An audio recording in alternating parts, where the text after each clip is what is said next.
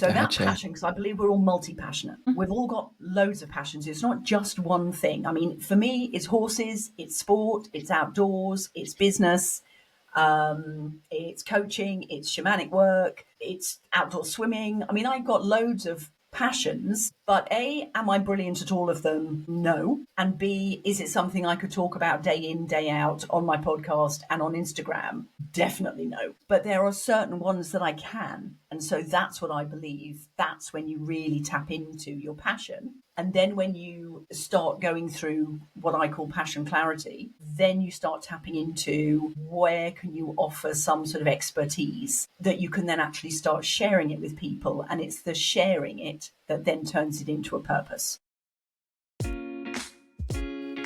Alrighty, it is time to stop hitting snooze and awaken to a life worth being, the fun and inspiring podcast that dives deep into what makes life truly fulfilling.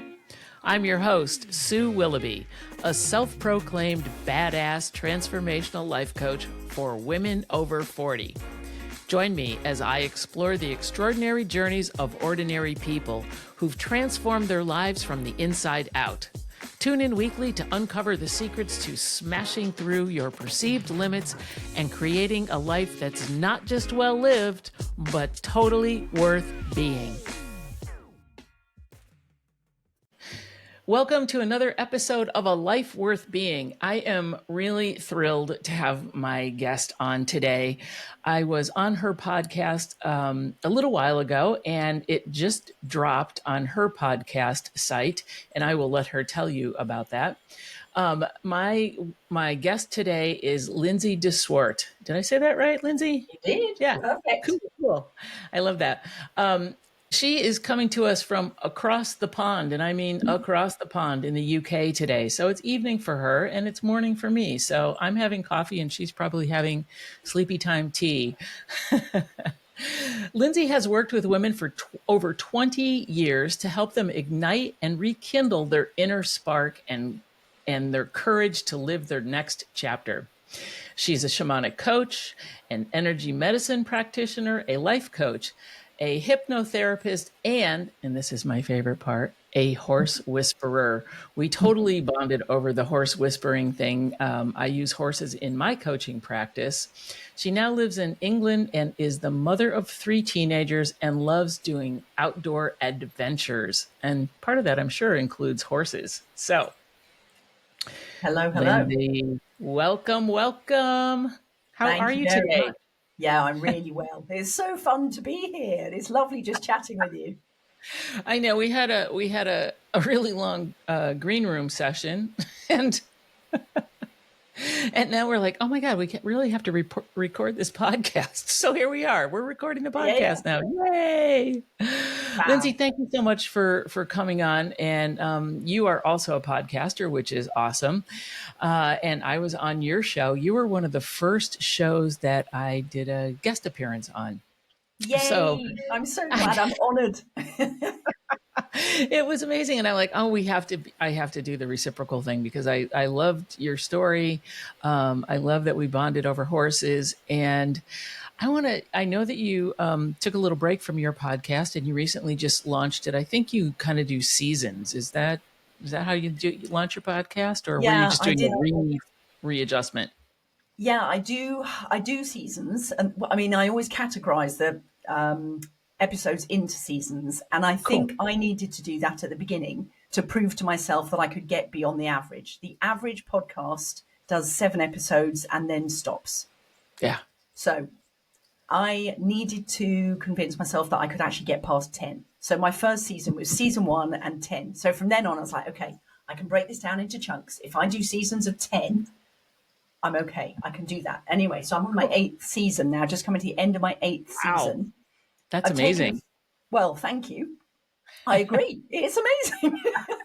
It's a lot of work, right? It's not insignificant, I mean, getting guests and all that. And I've been doing it for a few years, but I've taken breaks depending on what was going on in my life, because as you know, it takes energy and it takes work. Yeah. And I'm grateful for everybody who comes on the show. And I also do some solo episodes, but I need to show up with the right energy. I mean, nobody wants to tune in and listen to something dull as dishwater.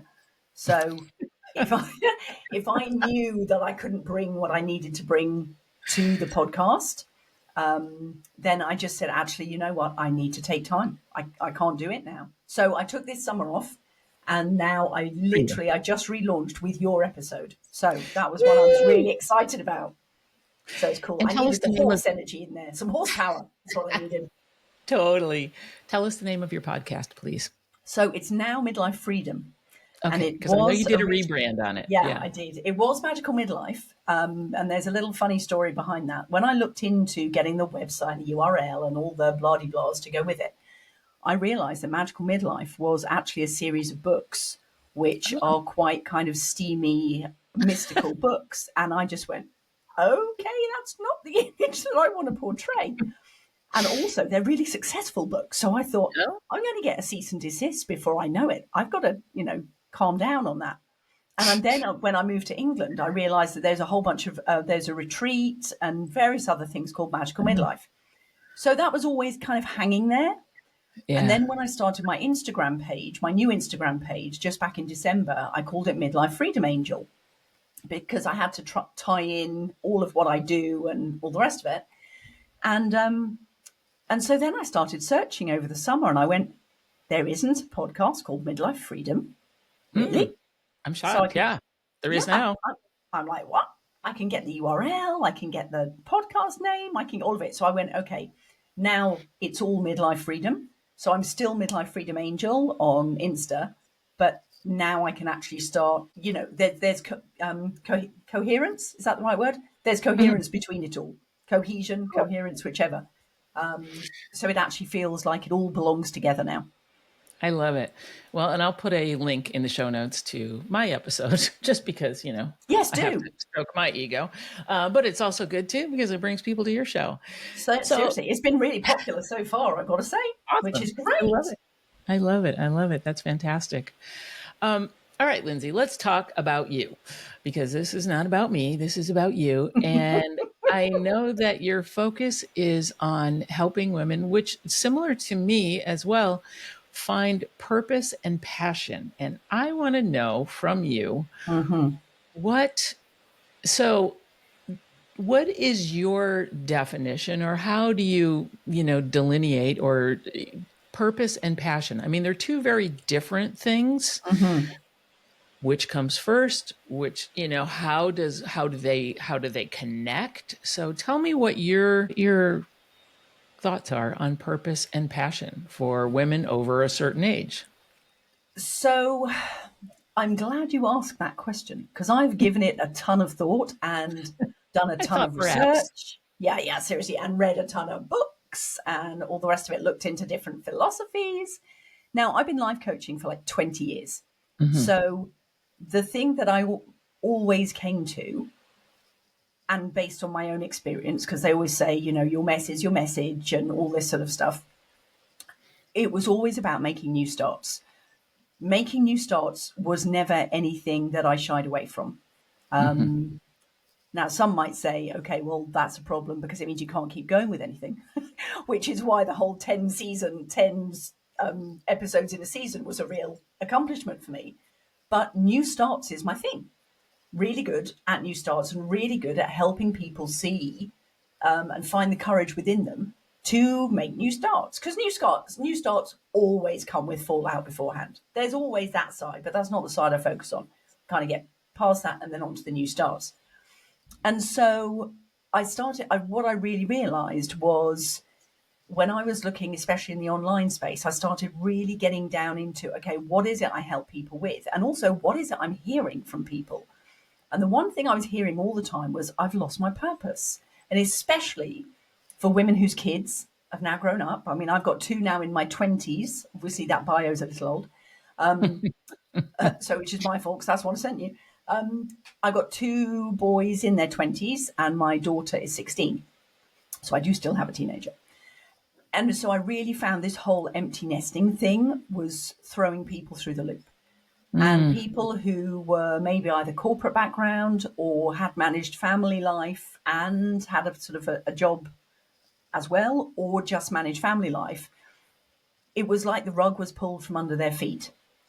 And all of a sudden, as always say, you're the CEO of the family, or the COE, actually, the chief officer of everything, because you're managing everybody, you're managing all the calendars, you're managing all the budgets, the finances, the logistics, the food, the sports, everything. And when they go, yes, you lose the kids, as you should, because that's what you've raised them to do.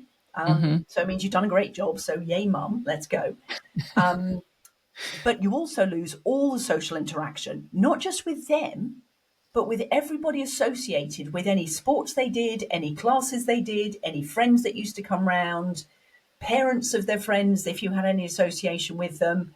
You lose not only your children, but then all the social interactions. Your time management goes to hell in a handbasket, because, of course, that used to take up time. And all of a sudden, women in their midlife are questioning and going, but what the hell just happened? And a massive loss of confidence. And the reason is, of course, especially because my first coaching business was called the Happy Mother Coach. I still remember it was a sunflower and it was so jolly and happy. And it's when my kids were babies. And that was all about finding the balance and focusing some energy on yourself so that you weren't just, this exhausted, burnt out mum, because the new start of having kids is terrifying. So now the new start of not having kids, just as terrifying. Anyway, Interesting. So, and that full circle, sorry. So that brings me right down to, in order for women to find this new purpose, they need to check into what brings them joy, and therefore what is their passion. So Gotcha. that passion, because I believe we're all multi-passionate. We've all got loads of passions. It's not just one thing. I mean, for me, it's horses, it's sport, it's outdoors, it's business, it's coaching, it's shamanic work, it's outdoor swimming. I mean, I've got loads of passions, but A, am I brilliant at all of them? No. And B, is it something I could talk about day in, day out on my podcast and on Instagram? Definitely no. But there are certain ones that I can. And so that's what I believe. That's when you really tap into your passion. And then when you start going through what I call passion clarity, then you start tapping into where can you offer some sort of expertise that you can then actually start sharing it with people. And it's the sharing it that then turns it into a purpose. Oh, I Your love passion's all of inside. that. Yeah. Yeah. I feel like your passion's inside. You have to go inside and reflect on what your passion is, but then you've got to take it outside. And that's when you start sharing it, it becomes your purpose. Thank you for that clarification. I love that. I also totally resonate with a number of things that you said. And I think that that's why we connected so easily when I spoke with you on your show. I also have had many interests and many passions and dabbled and or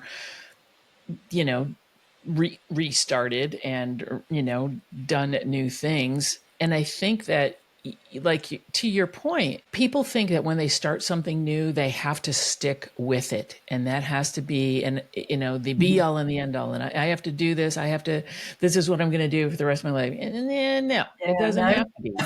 I've done so many things, right? I mean, well, you've seen my resume. It's very colorful, but it's only because I have a lot of interests, and every day, sometimes a new interest pops up, or it's a branch off an existing interest. From horses, there's polo, and there's all kinds of different things. And I think, like you said, to your point, is that women, or people, but women especially, are afraid to take those diversions and go down those paths because they feel that, oh, well, I have to do it. I have to be all in or whatever. Well, I can be all in. I've been all in on a lot of things, and it's fun. And then I'm like, okay, got that out of my system, or I experienced that. What's next, kind of thing. And I'm never afraid, like you, of what's next. Be curious, right? That's cool. I heard a brilliant podcast just the other day, actually, from a lady who taught me quite a lot about podcasting. And she teaches me a lot about everything, actually. called Kathy Heller, and she's a massive name in podcasting. And I was listening to something the other day, and she was talking about the whole challenge of having kids and motherhood and investing in yourself and all this business. And she made a really good point. She said, if your kid came to you and said, I wanted to start, would you say, oh, okay, we'll fund swimming lessons. Of course we will. Or would you say, well, it depends. Are you going to the Olympics? And Right? she said, that's the whole point. At no stage can you possibly put an end result on anything, because we all have to start somewhere. Doesn't mean we're going anywhere with it. Yeah, so true. And I Yeah. think that when we do put that end result, like, are you going to the Olympics? No. Yeah. But that's what people do. And then it stops them in their tracks, right? Because they think, oh, well, if I do this, then I have to go to the Olympics, or I have to do whatever. That is brilliant. I love that. Yeah. Isn't that such a good way of putting it? You just Mhm. don't be careful, don't be too quick to strangle the life out of anything that was once fun. Exactly. And I've gotten to a point in my life where it's like, if it's not fun and if I'm not getting some sort of enjoyment out of something, I'm not going to do it. Yeah. I'm not What's going the to do it. point? Yeah. Yeah. Why bother? Why Yeah. bother?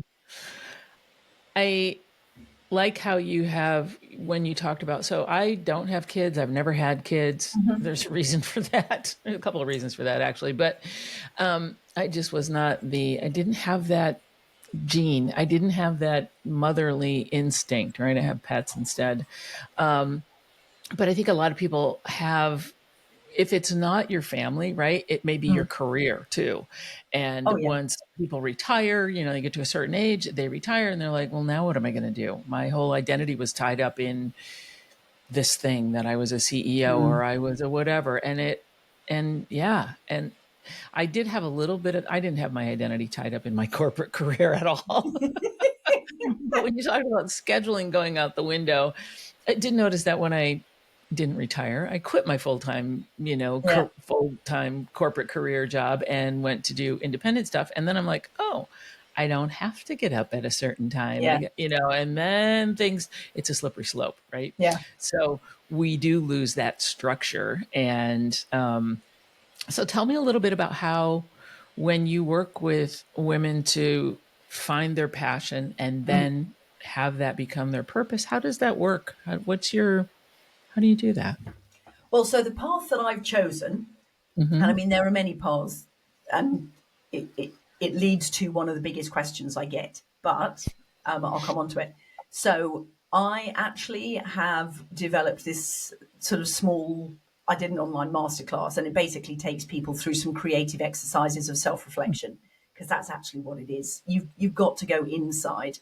Yeah. And I could question somebody to the ends of the earth, but it's not something that you sit and you just do. And you can't find your passions just by making a list. It doesn't work like that.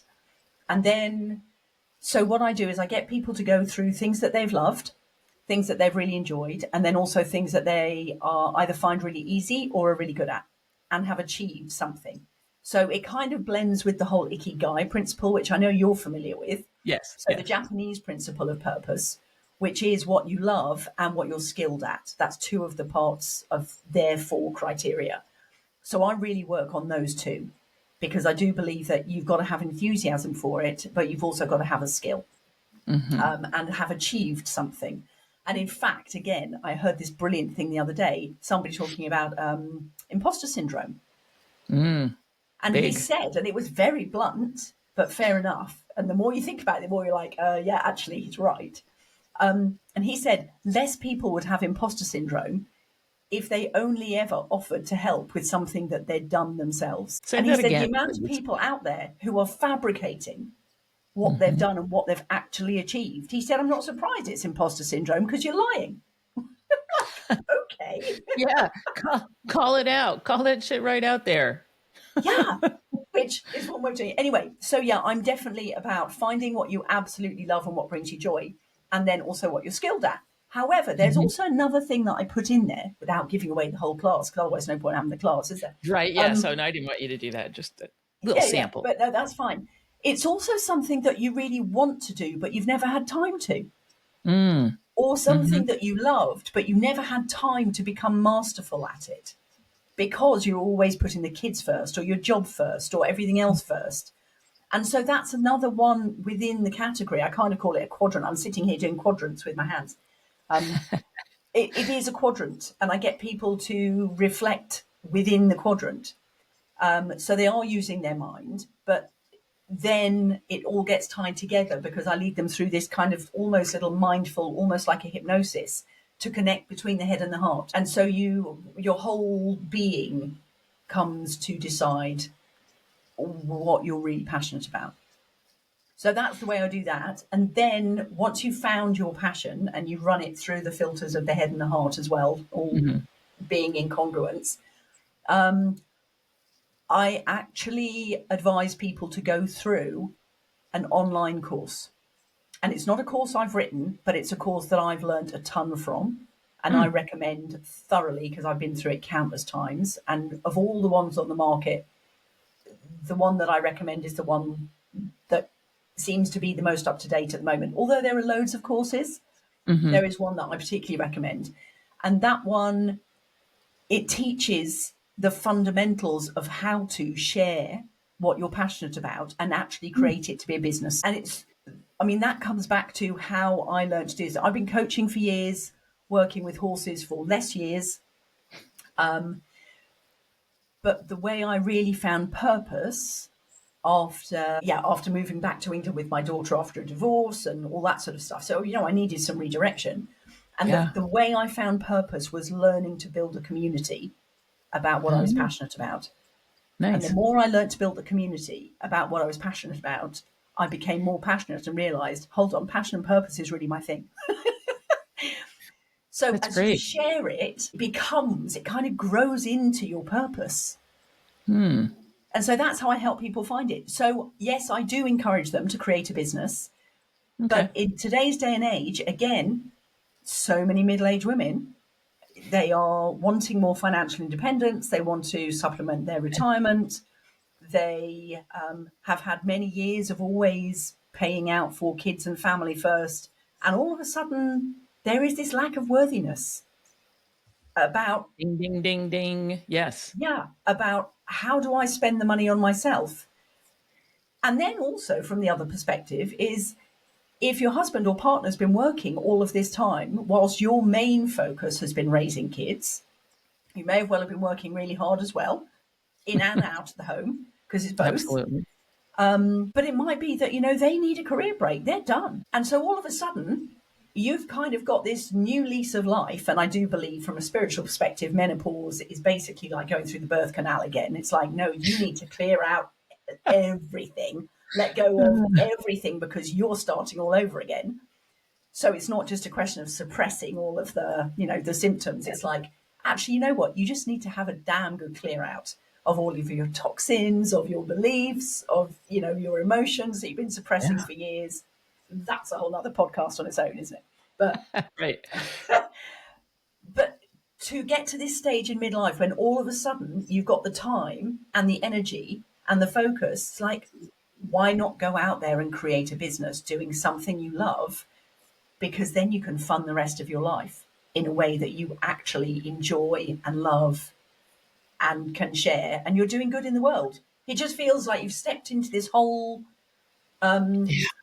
new evolution. And I just can't help but get so excited about that. So excited. Speaking of passion, I see a lot of it coming from you. I hear a lot of it coming from you. This is clearly one of the things that Kathy Heller, again, his podcast teacher, said is millionaire women will change the world.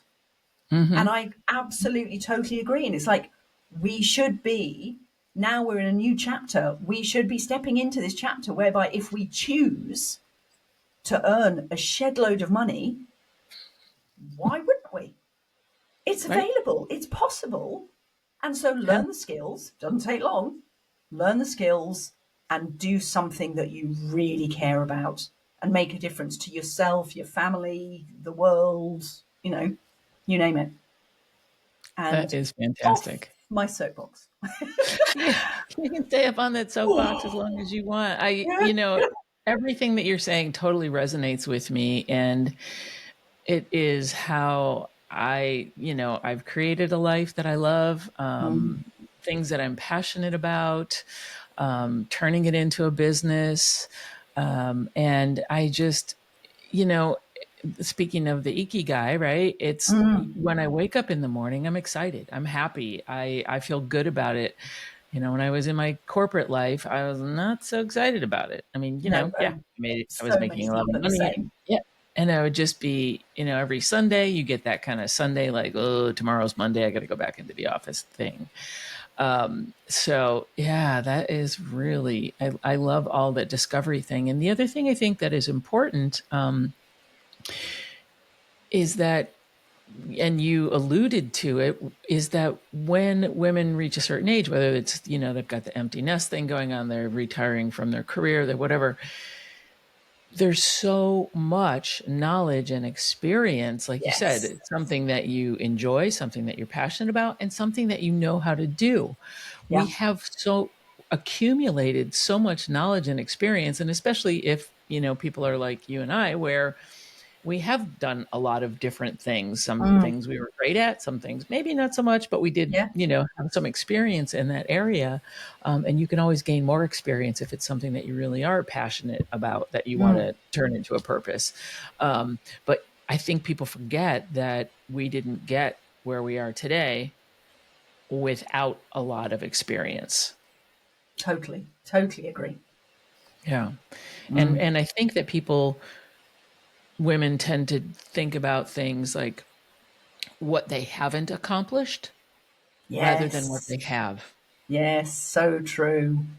right? So true. Um, Great book by Dan Sullivan and Ben Hardy. Someone reminded me about it the other day, and I read the whole, was The Gap and the Gain. I don't know if you're familiar with that. Oh, Are you? no, I'm not. Great book. There's a series of books written by both of them. I think Dr. Ben Hardy, writes them, and Dan Sullivan is a well-known life and entrepreneurial coach.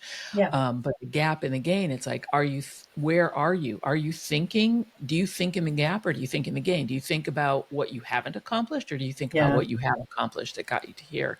And it's really, you catch yourself like, well, I can't do that because Yeah. that's gap thinking rather than Yeah. gain thinking. I think it's a really amazing book to read. So Mm. yeah. I'm just trying to think. There's a Dan Sullivan book that I've got here somewhere on my bookshelf that I read. Is it something like the 24-week plan or something, or the There's 25-year some, plan, 25-year yeah, plan, the and the same thing collaborate. about Hmm. it's planning further ahead and thinking only because you haven't achieved it this year doesn't mean Yeah. it's not going to be achieved. The other one that's also in this series is Mm. not the gap in the game. One of them is like who, not how, right? Who can Right? you hire to do the things that you're not great at? Yeah. Because we can't Brilliant. do everything. And I think as entrepreneurs and Yeah. solopreneurs, we tend to do that. And the Yeah. other one is 10x is easier than 2x. Oh, Yeah. blimey, I've got a reading list here. Thank you. Yeah, exactly. And we could put them in the show notes as well. Um, Yeah. but let's go back. I just really love the messages in all of those books because it's simple and it makes a lot of sense. Mm. And okay, I would be remiss if I didn't talk to you about horses. I know that in part of Yay, our favourite subject. Can I, that, just before we jump into that, can I just say yeah, one more thing? sure. And it's what made me start my podcast in the first place, Hmm. because so many people are so down on midlife and getting Hmm. older and all the rest of it. And the reason I started my podcast was because I couldn't understand that philosophy at all. And I think I was really lucky. When I was at university, I was a rower. Mm. And I was a rower on this tiny little dam in the north of England. And so we had our rowing club and there was nothing else around. It was us and the sheep out there, literally. And we all had to get out there. And when it snowed, if you didn't have a car to get out there, you were buggered. And it took like 2 hours to get a bus out there. And most of that was waiting time. I mean, ridiculous. Anyway, there was a crew of 4 women and they were in their late 30s, early 40s. So when I was in my 20s as a student, they were as old as the hills, as far as I was concerned. Right. Anyway, these four women were unbelievable, and they competed at national level. Wow. Yeah. And one of them had her first child at 40 Wow. and won a national competition 3 weeks after having her first child at 40. Oh my goodness. I know. And I just went, hold Rowing on. is not for the faint of heart. I did it a little bit. I was in one of the big boats, right? Because I'm tall. I'm like 5'9.5", right? Right. And they always, even when I was in high school, they wanted to recruit me for I rowing. bet they did. And I'm like, yeah, I don't like sports. Yeah, perfect rowing. But it's hard. It's not easy. And yeah, it is in all kinds of weather. And but yes. So anyway, go ahead. Sorry. So I was going to say, so I had these role models, and I think what it broke down to was we've had rules and structure and expectations put on us all of the time until we get to midlife, and then it's like society doesn't know what to do with us, and we have to write our own rules. Yeah, we do. There's no set No path. rule. No. And I think, I mean, this whole thing about, do you remember, the Golden Girls? The Golden Girls to us now look really old, and they were only in their 40s. Weren't they the same age as the girls in Sex and the City? Were they? I don't know. Yeah, they were meant to be the same age. And if you look at the difference, well, the way they were portrayed was that they were like in their 60s. I mean, seriously. And the funny part about that is Estelle Getty was the youngest of all the cast members. Oh, really? Yes. Yeah. She was younger than the rest of them. That's what my understanding was. Yeah. Okay. Isn't that crazy? Funny. But they were meant to all be in their 40s.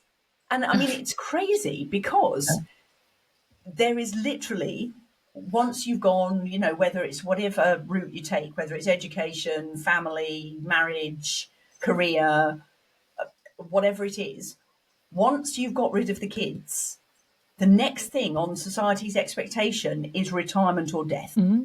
I mean, what sort of future is that? And we've got decades, if we're lucky, obviously, and we looked after our health, and we are looking after our health, we have got decades to write our own rules. And to me, that's like the most exciting opportunity. And it is. We've been sold a complete pup on it because nobody actually sees that. Right.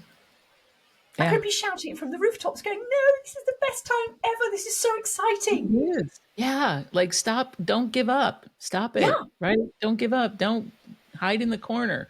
Nobody puts baby in the corner. Right. Exactly. Anyway, so I just want to say that because it's something that I think I did a summit. I was on a summit with it.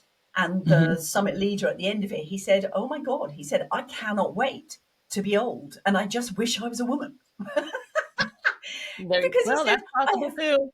Well, exactly. But he said, I've never heard that perspective. But I'm like, yeah, it's such an opportunity. It is. It really is. And okay, so speaking of opportunities and midlife and everything like that, this is my birthday week, and this is happy birthday. Thank you. This is a milestone birthday for me. I'm turning 65. Oh, congratulations. So if that's midlife, does that mean I have to live to be 130? Right? No. Yeah, that's quite a tall order. But still, to your point is first of all, I don't think, 65, like you said, when you were in your 20s, those women in their 40s seemed like they were ancient, right? Yeah.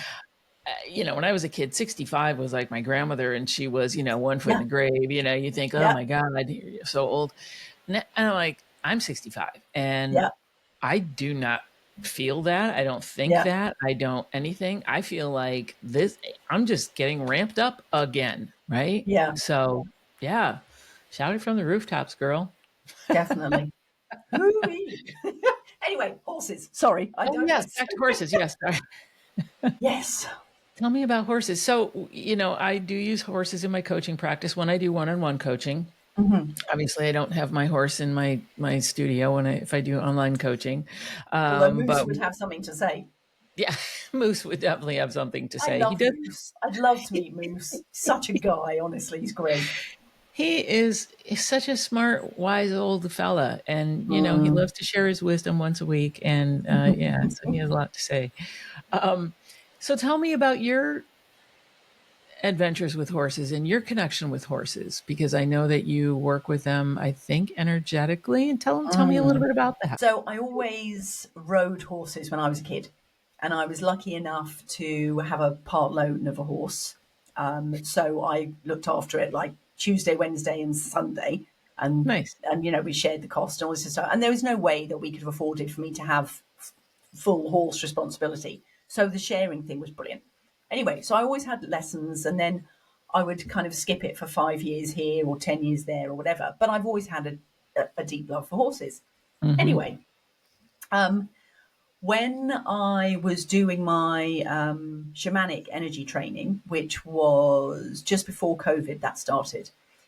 And then through a lot of the meditations, because you do a lot of the studying and learning and change probably actually in deep meditation.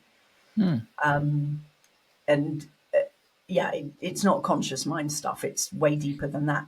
And anyway, a lot of the messages used to come to me, and I always pictured this horse, and it was a spirit horse.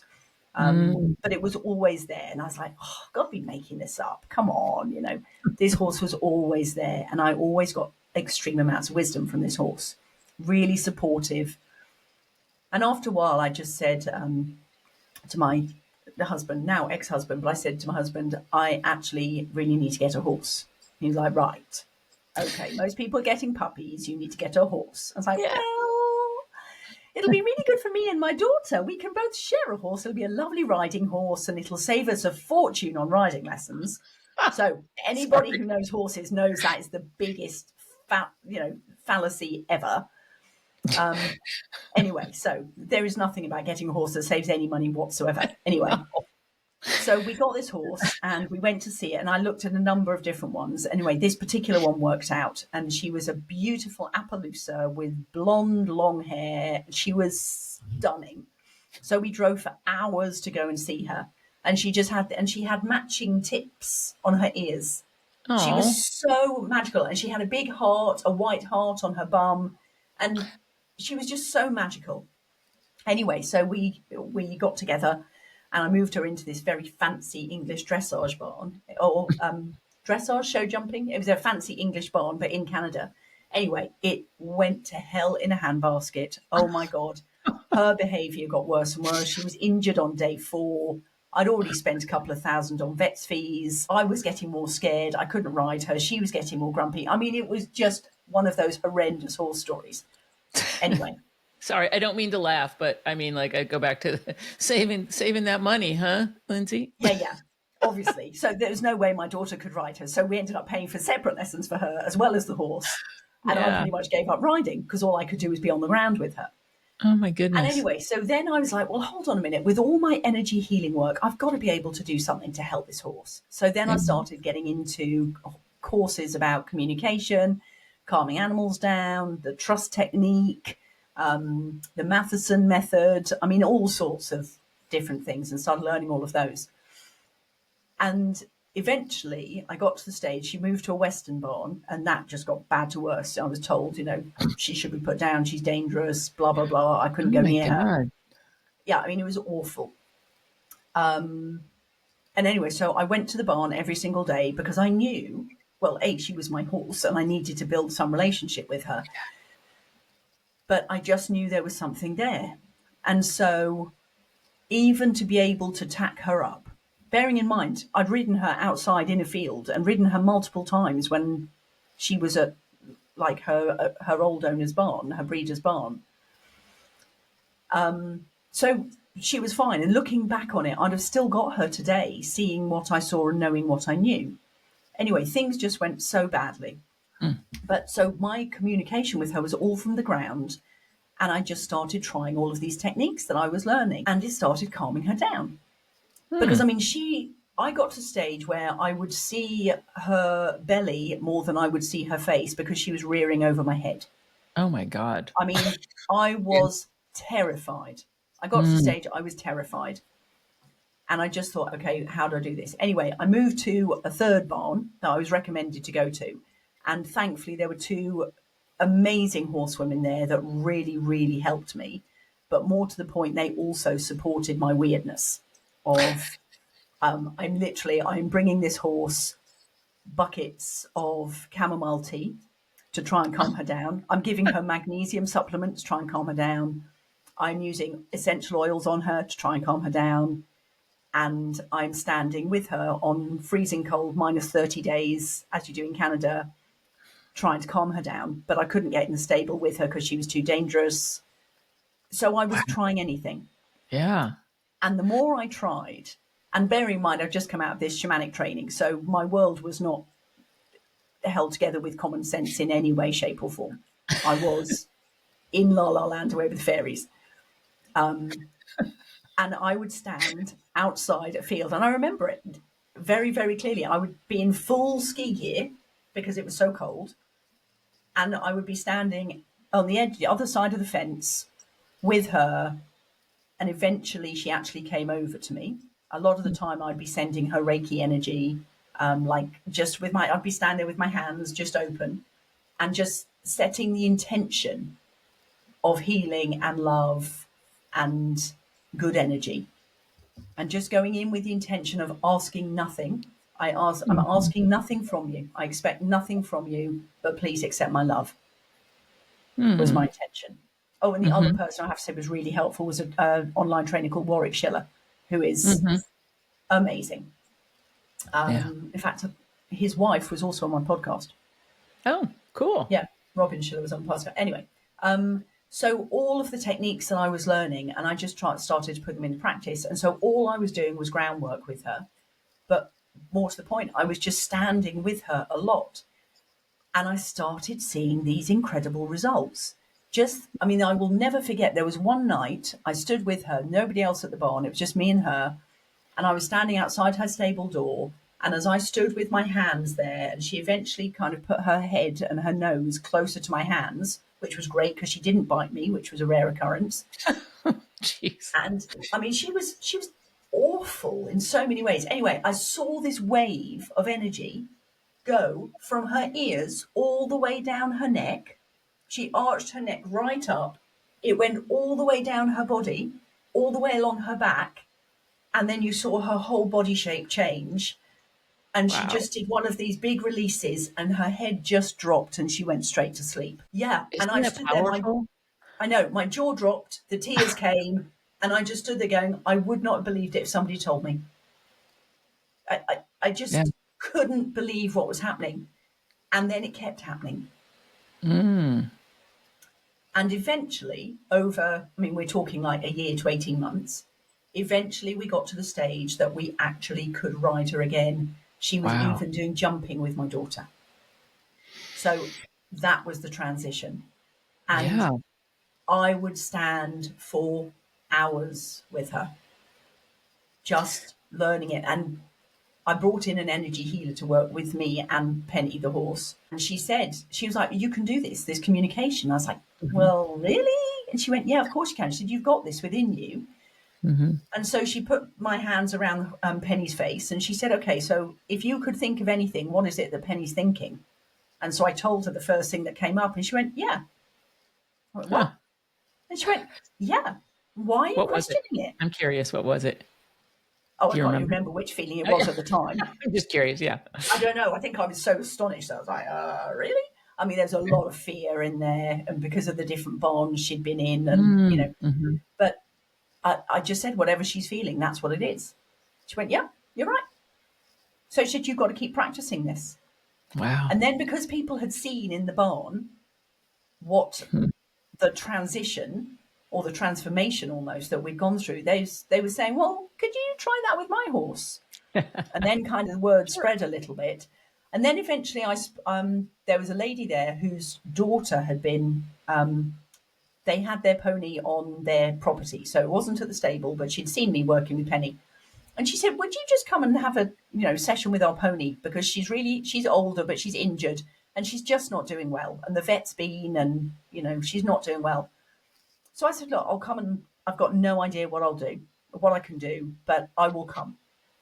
And so I stood with this pony and with the lady's daughter as well, who was older, but they'd been competing all around the world.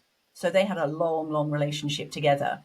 And the feelings I got from this pony, I just said to this girl, she's probably in her 20s,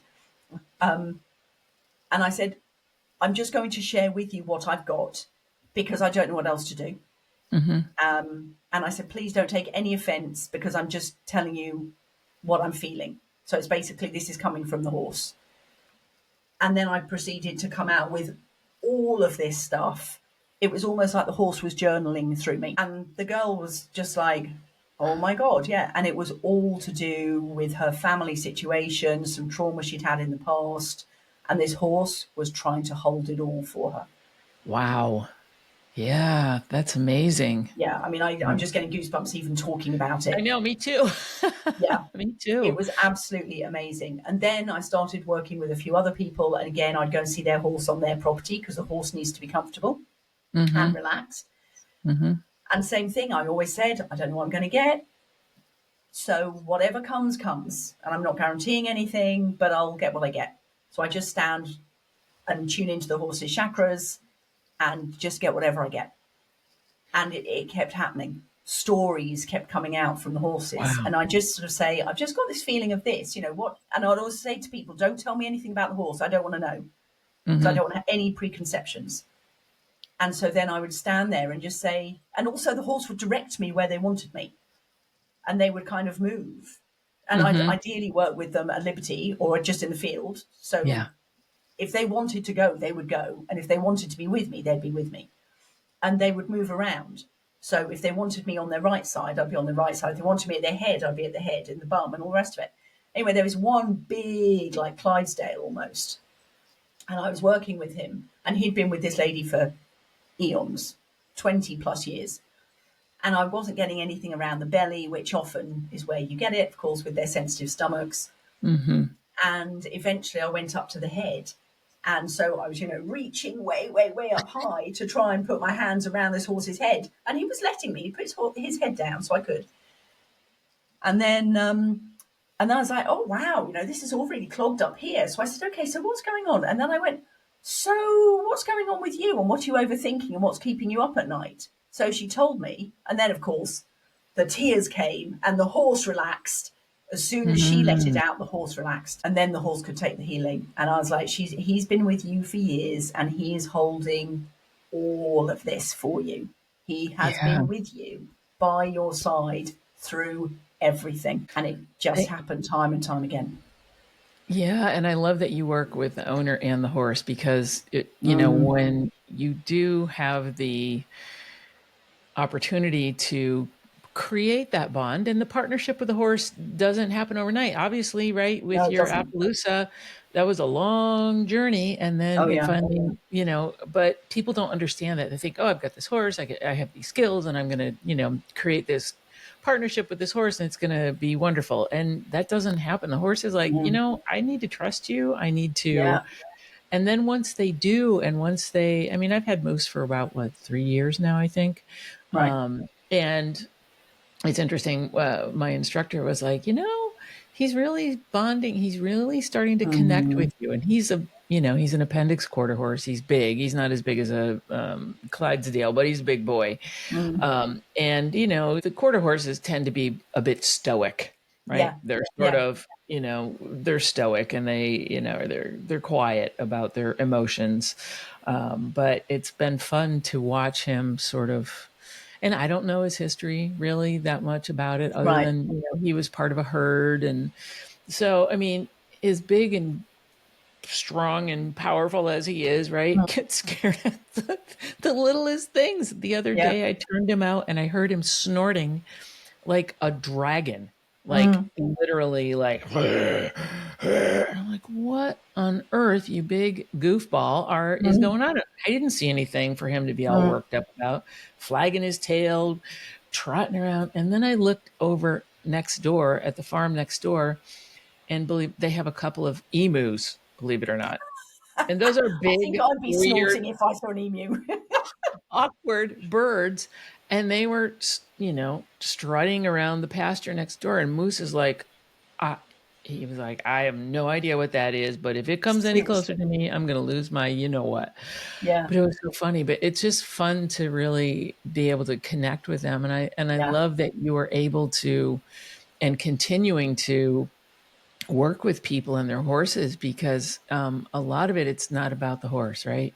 And that's, No. with my coaching practice, it's not about the horse. Mm.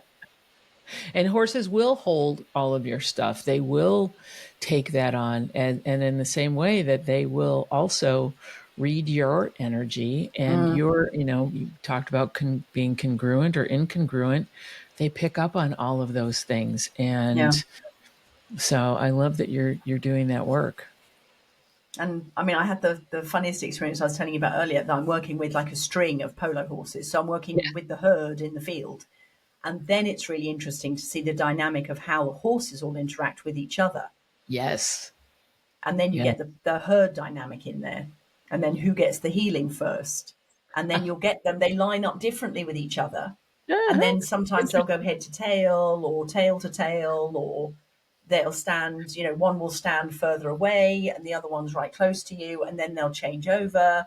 I mean, to watch the dynamic, it's an absolute gift. And especially, if you're a horse nerd like you and I are, You're right. I we know. could totally For those geek of you who out have on that. dropped off because we're all in the horse nerd mode, sorry. Yeah, sorry, we won't be horse nerding for long, but man, when you get that opportunity to observe them in that relaxation. So like if somebody's, because I always ask for a photo of somebody, if I'm going to work with somebody, and I just say, just send me a photo of the horse, don't tell me anything else. And I tune in through the photo first of all. And normally I pull a card for the horse and all sorts of things. And I just get what I get. And then when I show up and I tune into the horse's energy, and then I'll tell the owner what I got from the card and say, right, does that resonate? And then they go, well, it's funny that you say that because there's something in there. Yeah. Yeah. And So yeah, that's a good question. And I wanted to yeah. ask you, do you, and I know that you do it in person, do you do any kind of remote energy healing or energy work with horses? Funnily enough, it's not something I offer, but I do all of my initial readings remotely. So if somebody was open to it, and again, funny enough, I did it for a racehorse the other day because I met with its owner, but it's some distance away. And then he said, well, he's over on the other side of the country, but this horse really needs some help. He's like, I keep saying it's almost like he needs a counsellor. And then my friend said, well, you might want to speak to Lindsay. And I was like, well, how far away is the horse? Anyway, I said, send me a photo and I'll send you what I get. Yeah. And so there's that. There is for me, there is a deeper connection, obviously, when I'm in person with the horse, because then I can see the way its breathing changes, the way its body language changes. You literally see their whole body shape change. Yeah. And just the horses I was working on last week, I could see them rocking from side to side, which is something that I wouldn't get if I do remote work. So I can do an assessment remotely, absolutely anywhere in the world with a photo. But I certainly wouldn't guarantee getting the same results because it's just not something I'm experienced in. Yeah. So I wouldn't Well, want that's to interesting. overpromise Yeah. anything. Well, we'll have to talk. Maybe, Yeah. we'll get you hooked up with Moose. Yeah. Wow. Okay. I know that we're Oh, getting sorry. close here. No, this is fantastic, and I could talk to you all day, and probably have to have you back on the show again because it's so fun to talk to you, and your energy is fantastic. Thank you. Yeah. Please, I know that there's people out there that need what you have and want to connect with you. What is the best way to connect with you? The best thing is Instagram, and Midlife Freedom Angel is my Instagram handle. Okay. And I've only just started to sort of let the horse out of the bag, as they say, on there because I didn't want to confuse people. So while Right. I talk about midlife and freedom and business, I've started bringing more just of my experience with horses in there as well. So if you're a horsey person, you'll find me there. And if you're not a horsey person, that's fine. You'll also find a lot of other non-horsey stuff there. But that's the best place. And then my podcast, which is Midlife Freedom. Awesome. And I I'd will love to welcome new faces. That's so great. And I will put both of those links in the show notes so that people can connect with you. And I want to thank you from the bottom of my heart for being on the show and sharing your wisdom and sharing your energy and sharing your joy with my listeners. Lindsay, thank you so much. Oh, thank you. It's been so fun. And as you say, we could talk to the ends of the earth, but yeah, I'm so grateful to be here. And I'm so pleased, more to the point, that you are now doing the podcast. Because obviously when we spoke, it was very, very early days for you.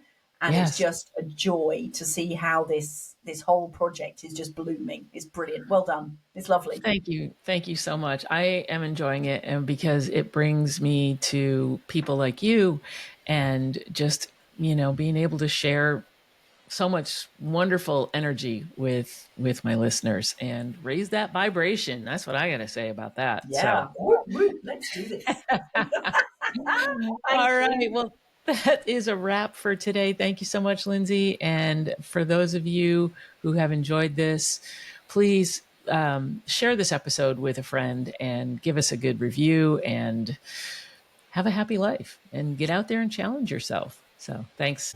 Thank you for listening to today's episode of A Life Worth Being. I hope you found it fun and inspiring. And to avoid a bad case of FOMO, please be sure to click that subscribe button.